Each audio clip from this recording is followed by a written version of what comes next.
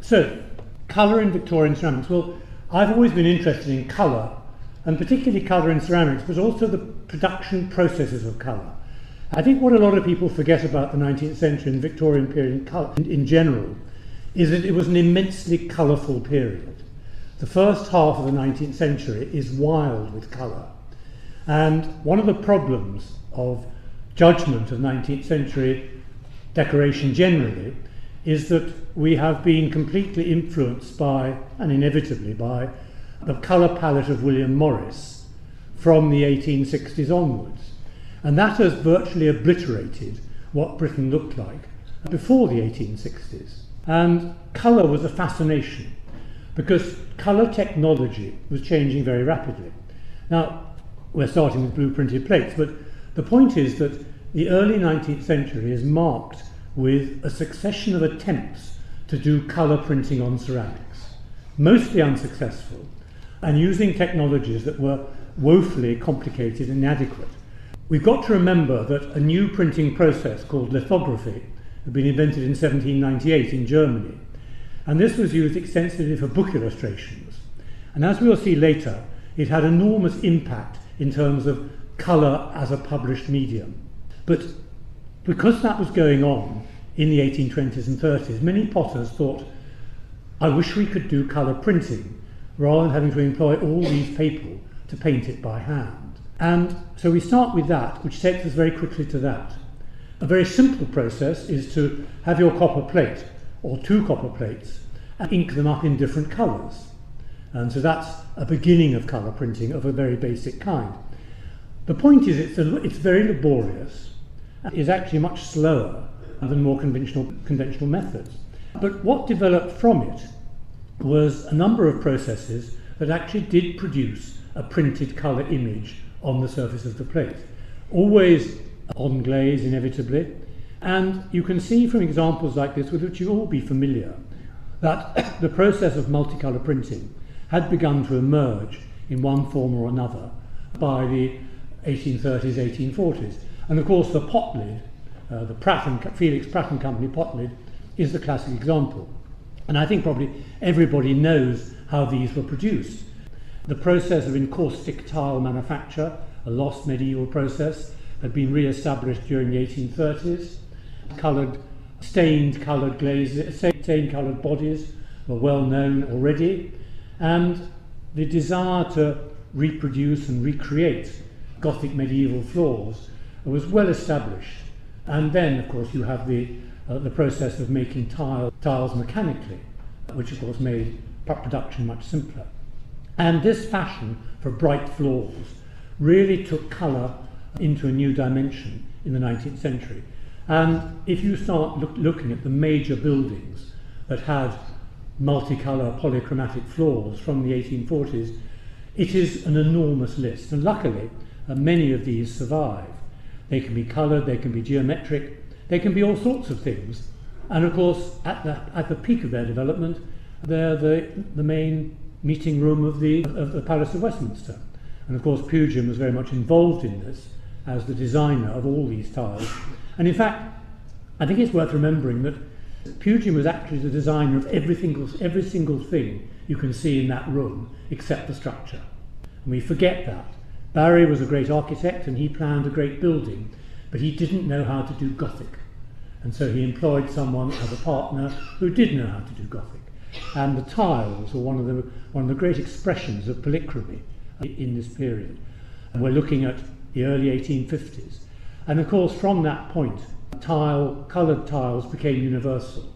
They go into pavements in terrace houses. They go into all sorts of aspects of domestic decoration because they brought colour in a very simple and direct way.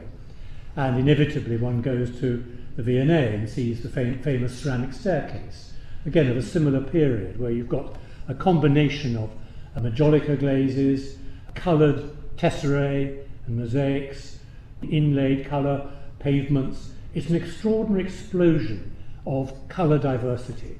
And you can see away from the ceramics, you've got the painted ceilings, you've got this sense that colour was a really important part of contemporary design ideas. And indeed, at the top of the stairs, you can see one of the great ceramic pillars that has recently, or relatively recently, been put back together from store, and that was where the original ceramic gallery was. So all those delicate 18th century porcelains with their soft colours were put in cases in a room which was a riot of bright colours. And nobody at the time thought that was odd, because also, don't forget, pre-Raphaelite and later paintings were hung on William Morris wallpapers. Not something we do today, but at that point it was absolutely the way to do things. And of course, allied to that is the process of the Collins and Reynolds patent of block printing, which was extensively used for tiles from 1849 when the patent was registered. When it came out, Alfred Reynolds was Minton's production manager, I think, and they developed this process which took off from the idea of the Pratt print, the pottery print, whereby you print different areas of solid colour onto different pieces of paper, which you then put onto the surface of the tile, and they then create these areas of dense colour. The secret, which they took from the floor tiles, was blocks of solid colour. And that's why it was called, by many tile manufacturers, the block process. The name Collins and Reynolds soon disappeared into history. But the point is, it could be used in a variety of colours with great intensity, as you can see from the minstrel on the far side. Gold was possible to print. And again, once again, what do we see? We see the tile, a decorative illustrated tile, simply taking over the 19th century interior. So by the 1860s, 70s, we've got a real sense of very, very vibrant colour on both a commercial, a corporation and a domestic level. It was a very colourful time to live. But let's go back to where we started, lithography. Well, what also develops at this point is something called chromolithography. Well, as it says on the box, this is about colour printing. And this little diagram basically shows how it works. Lithography, you will probably know, is a means of printing off a prepared flat piece of limestone upon which a design is placed using oil-based inks. It is flooded with water, and the water is rejected by the oil in the inks, and so when you colour it up with ink for printing, the ink does not go where the water is. It sounds complicated, it's actually quite simple. And initially it was a 1 or 2 colour process. But like the Prattware, what rapidly developed was the sense that if you have lots of stones, each one prepared separately, with a design that fits together, you can build up stone by stone a multicolour image. And so here you've got 9 stones, which start with the first colour, the flesh colour as they call it, and it goes all the way down to number 9, which is the darker grey. And the other thing, of course, is that some of these inks were translucent, and therefore if you laid one ink on another, you got a separate colour. Now, this process was developed entirely for book illustration and later for posters. It had nothing to do with ceramics whatsoever. But it's very important to remember that this is going on at exactly that time. And the first chromolithographic colour-printed books appear in the 1830s.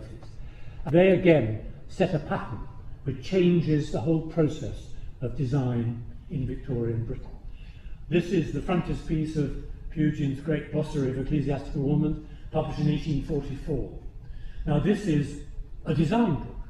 It's the Chippendale director of its day.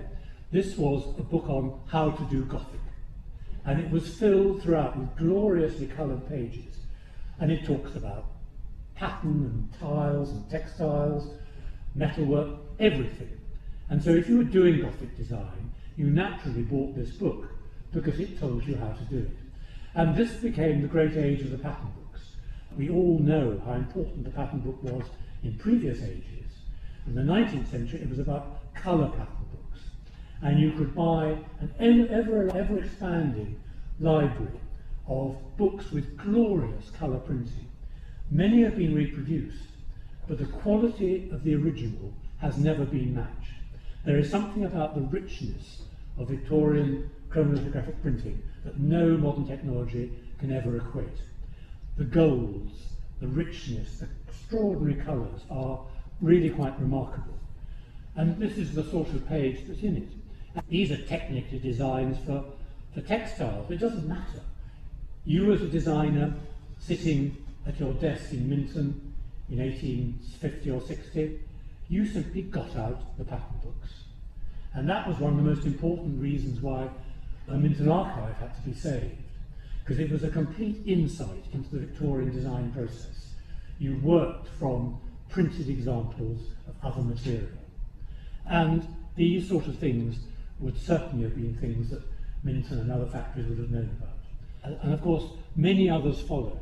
Owen Jones' Grammar of Ornament in 1854 took the whole idea further. Glorious colour, but in the process of glorious colour, you travel the history of the world. You want to do Egyptian? We've got Egyptian. Turkish, Moresque, and so on and so on and so on. Page after page after page of much richer colours than these illustrations are here. But you have to accept that they have an extraordinary intensity. And when you think about the constant popularity of Egyptiana through the 19th century and beyond, does it all come from Napoleonic explorations or David Roberts? A lot does, but equally, I think far more come from these handbooks which are sitting there in all the major design studios in Victorian Britain. Here we have more pages. And interesting that the one on the nearest me is called Savage Tribes. Now, what does that mean? Well, it means an awareness of native North Americans. It means an awareness of other so-called, in Victorian language, savage tribes. But it's an awareness that it wasn't just the famous cultures of the past that we have to revisit. It was also about looking at the inspiration of the world. And the Grammar of Ornament is a book of immense value if you think about, for anybody thinking about the process of design in the 19th century. It was essential reading, and of course it was there. And Owen Jones was followed by William Audsley, who did a great variety of design books. Some were specific. There's a whole book about the Alhambra. So if you want to do Middle Eastern design, you buy the book on the Alhambra. There's a whole book on Japanese art, and so on and so forth. And by the 1870s, there was a vast library of these. That one on the far side, perhaps a bit surprisingly, is called Chinese. But anyway, that's how they saw Chinese. That's fine. This is actually a page from an Audsley one, showing about leaves from nature, the impact of nature. So you've got the impact of ancient cultures and ancient civilizations and other styles. And of course there are Renaissance styles, there are 18th century French pages, everything you want is there. But of course also nature is becoming increasingly important through this period. So we see again, the pattern book is a key to everything that happens. And I know this is supposed to be about pots, but we have to look at pots in a wider concept and see how we get to pots. You'll all know this, in Giles Church Cheadle, an amazing Pugin building for the Earl of Shrewsbury. The only building in Pugin's troubled life where the client, the Earl of Shrewsbury, said, to hell with the cost, just build it. And this church cost £46,000 in 1846. A fully equipped small parish church was between £2,000 or £3,000. So this was something special, and of course the special is not the outside so much as the inside. And this is an explosion of colour. And I'm sure many of you have been there. If you haven't, you should go immediately.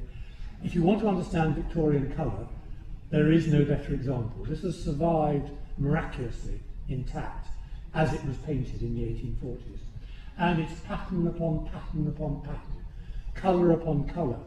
Pugin was a great colourist. He understood complementaries, he understood colour balance. He also understood that colours seen in daylight change when seen in artificial light. He knew all that, and his designs of this church incorporate all those ideas in it. And of course there are Minton Tiles galore on the floors and on the that's a side altar, the main altar has tiles in it. From there to Windsor Castle in the 1850s, and this of course is the Royal Dairy, designed by Prince Albert with the help of another architect and designer whose name I've temporarily forgotten, the curse of age. It'll come to me in a minute. And you can see that the designs are quite colourful, but of course when you look at the real thing, it is much more striking. And it's a mixture of encaustic tiles, printed tiles by the block process, which of course was already there by them, and again, an absolute dynamic expression of Victorian colour. And again, luckily surviving, because it's had no reason not to survive it as a private dairy, as part of Windsor Castle. And it's a remarkable statement about the love of colour at that time, in which ceramics, as you see, plays a considerable part. And so if you look at the fountains, the figure, you've got a combination of Majolica, the panels along the top with their portrait busts of royal members of the royal household.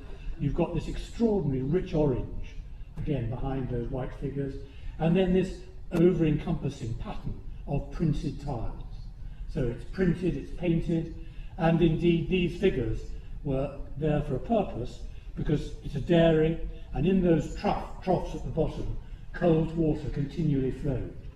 And so these fountains fed those troughs with cold water, so the dairy kept fresh. And believe it or not, the late Queen was getting the milk for her cornflakes from this dairy well into the 1960s.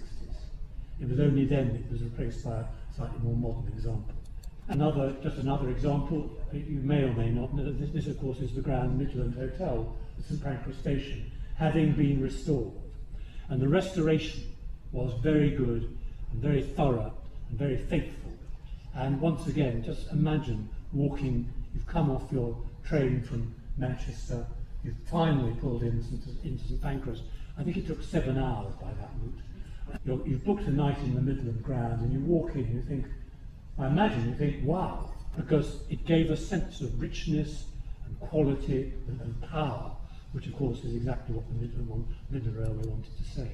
And the famous dining room at the V&A, again, obviously now open once again as a restaurant, ceramic pillars, ceramic walls, painted tin ceiling, but the dynamic of it entirely is colour.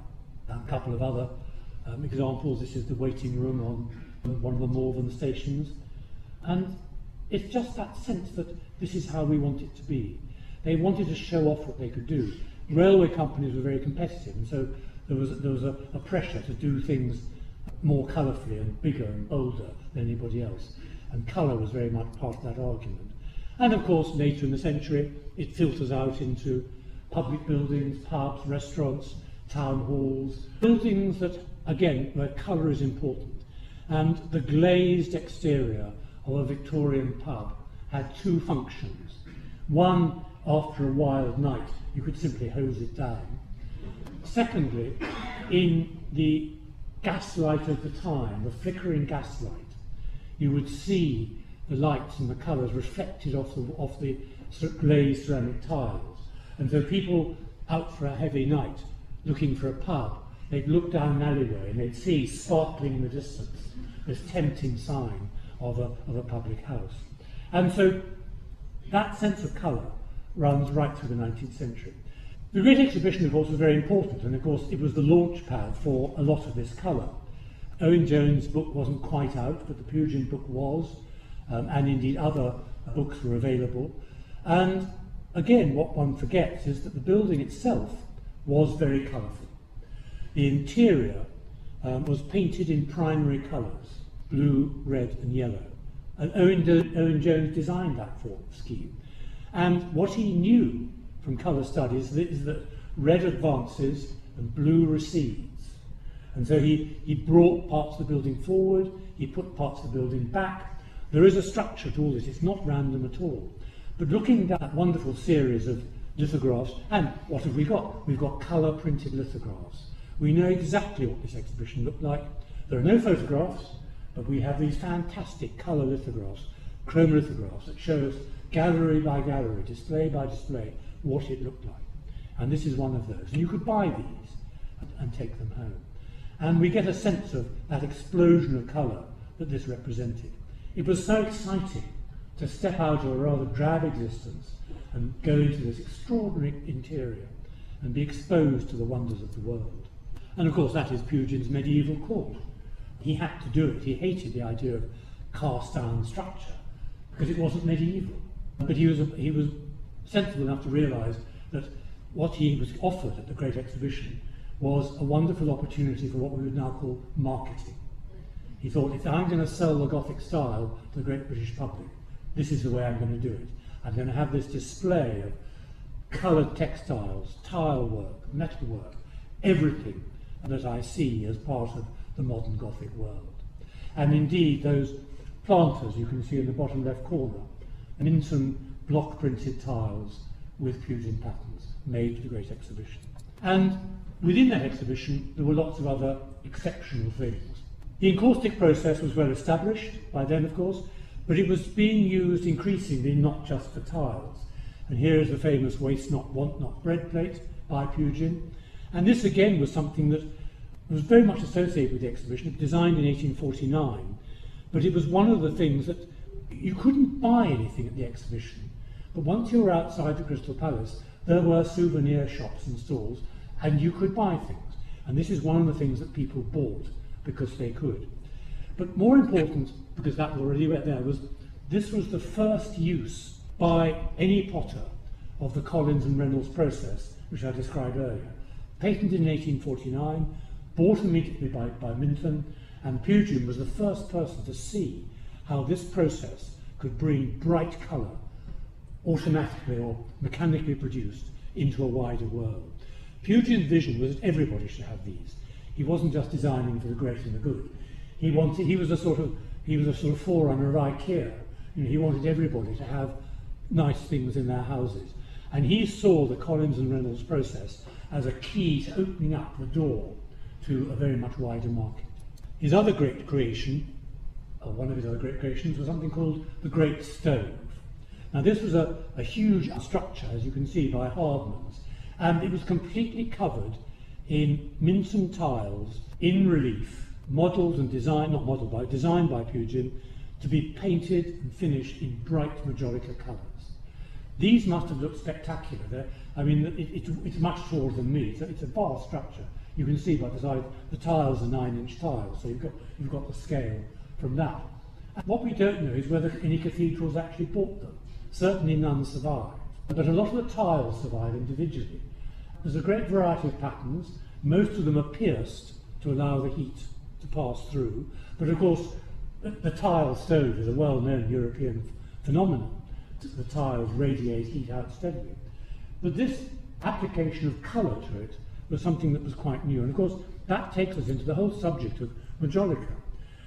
What was the greatest ceramic achievement of the 19th century? Well, you can argue that forever, but I think Majolica is pretty high on the list. Nothing like it had ever been seen before, and nothing like it was ever seen again.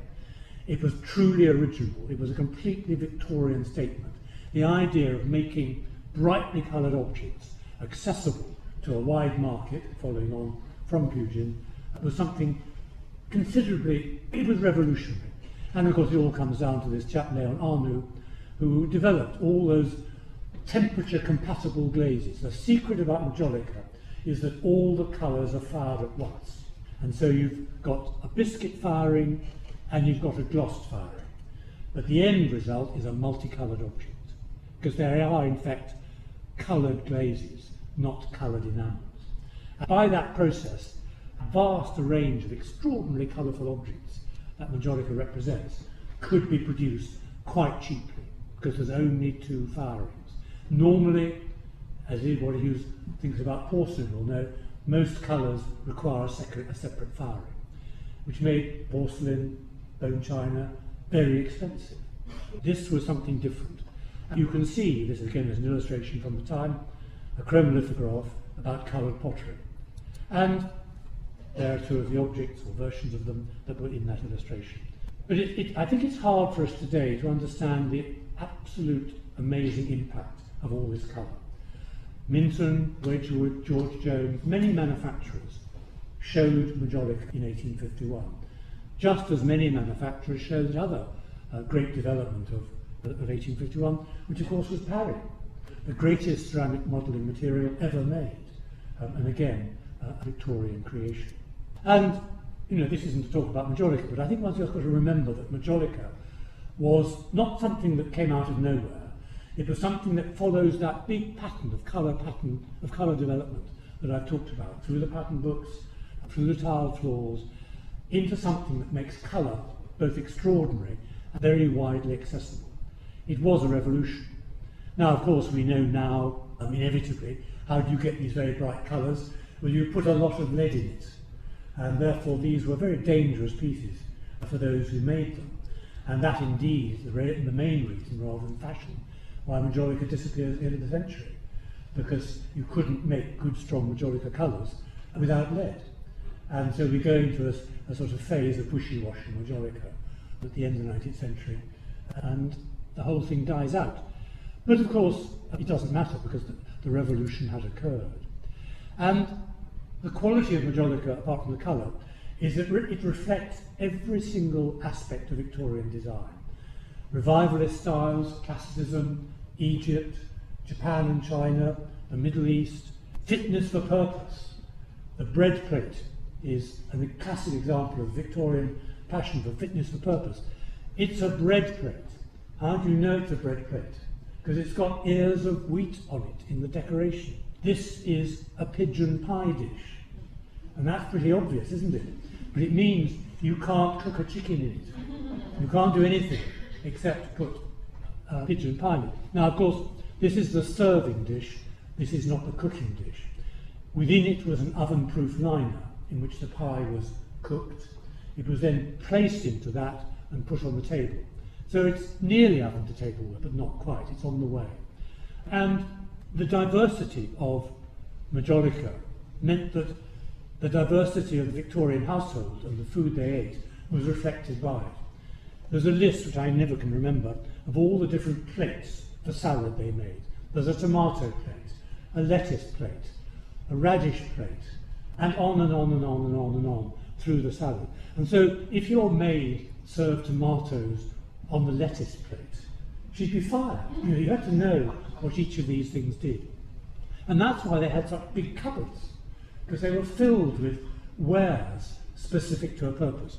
The famous Minton and George Jones strawberry plate. Well, it's going to be used in those days of real food 2 months of the year at most. So for 10 months it's in the cupboard. And so when it comes round to strawberry time again, you've got to rummage around and get out the strawberry plates, because you can't serve them on the something else plate. And this was why it's so incisive about Victorian life. And shellfish particularly was very, very popular. Everybody ate oysters. Oysters weren't a luxury food, they were standard fare for everybody. And so the vast quantities of oyster plates that were turned out. But they're always in such wonderful and dynamic colours. And of course structural items. They loved the complexity of ceramic challenge. The technology of making large objects in ceramic, often in several pieces that all fit together, as in this water fountain. It is again a great achievement. How did they control the firing? So all those pieces fit together perfectly. And the famous plant stand in the Potteries Museum is an example of that. Now, as I'm one of the few people in the world who's taken it to pieces several times and put it together again, I appreciate very much that pure quality of firing procedure to get all those things that fit together perfectly. And of course Majolica spreads into tiles inevitably, as you can see. There it is. All those big baskets are sort of cantilevered out from the centre of support. It's an amazing piece of engineering. And there it is. And that was a great hit in the exhibition of 1855, and not 1851. But of course, if we talk about exhibitions, we've got to come on to 1862. This is the London follow-up. And the key thing in that, which you can see again in this very, very colourful interior, was, we can't really see it there, but we'll come closer, is the great St George's fountain. 30 feet high, 40 feet across, and completely made from separately fired components of Minton Majolica that, again, all fitted together. And it was a remarkable thing. And it was a focal point. It was a focal point of the exhibition. This is where you met your friends. We'll meet you at the St George's fountain. You can hear them all saying it. But of course, it was extraordinarily colourful. These lithographs, again, slightly paler than they should be, don't give a sense really of what it was like. But but it was an amazing confection and a celebration of ceramic colour in the strongest terms. And it included components that were in the royal dairy. So, you know, many things were reused in different ways. It had a very checkered history. It was eventually booted out and it was re-erected in the top picture in Bethnal Green, where there was a museum outstation, and it sat there and it sat there and it sat there, and it began to fall apart. A Majolica is not frost-proof, and so it began to break and crack.